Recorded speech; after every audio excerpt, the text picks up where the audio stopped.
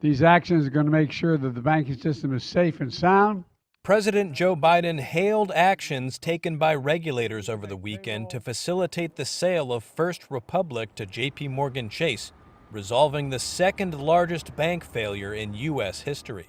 All depositors are protected, and the taxpayers are not on the hook. J.P. Morgan, which will pay $10.6 billion to the FDIC for First Republic's assets and wealthy client base, emerged as the winner of an auction for the mid-sized bank after the third major bank failure in 2 months after Silicon Valley Bank and Signature Bank both collapsed in March. While the deal was expected to calm markets, some analysts and industry executives said it would come at a cost to the long-term health of the U.S. economy. Patricia McCoy is a professor at Boston College's School of Law. The U.S. has backed itself into a corner where the way that we protect uninsured depositors when a bank fails is to have a larger bank gobble it up. That then makes the larger bank more likely to be too big to fail. And each time this happens, the problem is compounded.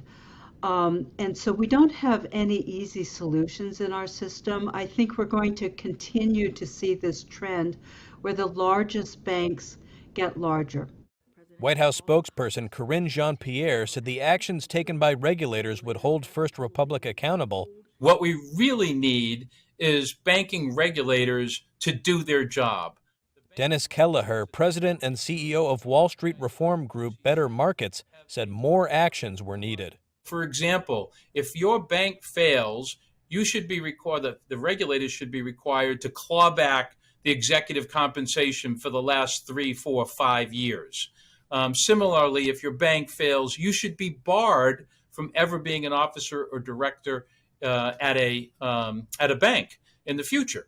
I mean, there are certain penalties that should be available to the regulators that are not available now. Shares of J.P. Morgan and some of the other big U.S. banks rose on Monday, while those of mid-tier banks fell. J.P. Morgan already holds more than 10% of the nation's total bank deposits. A Wells Fargo analyst said in a research note that J.P. Morgan's net deposits would increase by 3% as a result of the deal to buy First Republic.